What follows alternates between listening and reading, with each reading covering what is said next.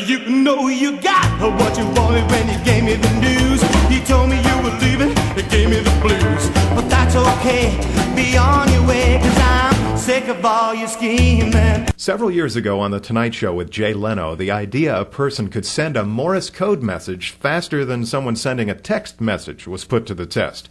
I never saw the show, so Michael Aldred and I thought we'd try the experiment ourselves. We're journalism classmates from Indiana University. Seriously? Morse code, developed during the industrial age, is squaring off against text messaging from the information age? A text message isn't any faster than the dots and dashes of Morse code?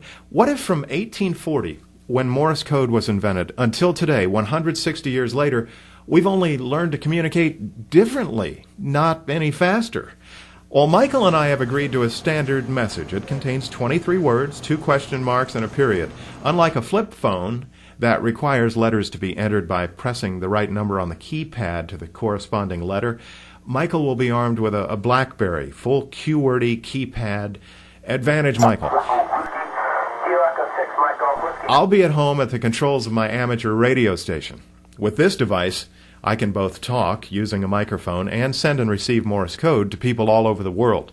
You'll find the largest users of Morse code today using it here on amateur radio, where we communicate and contact each other for fun. So let's put it to the test. Michael goes first. He's pretty fast.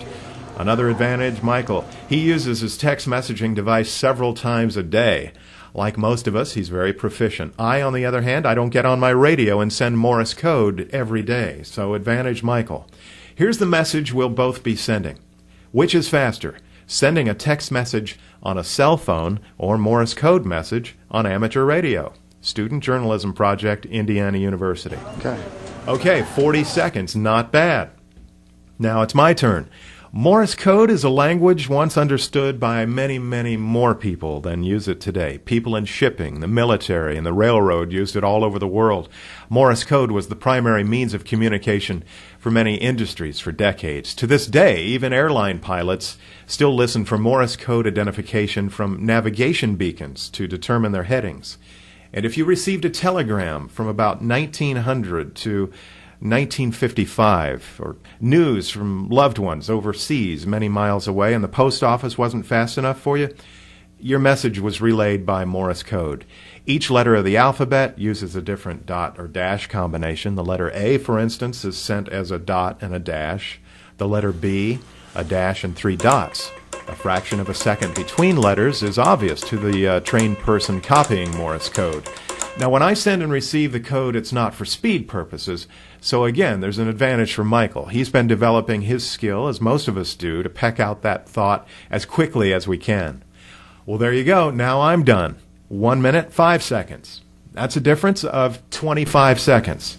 Factor in that the person who receives Michael's text now has to read it, and that takes even more time. All right, so in terms of the speed of communication in 140 years, it's safe to say that we've at least come 25 seconds. For Indiana University Journalism, I'm Paul Kenny. You know you got what you wanted when you gave me the news. You told me you were leaving, it gave me the blues. But that's okay, be on your way, 'cause I'm sick of all your scheming. I should have known better, I just couldn't see. It's almost like a spell that you put on me. I thought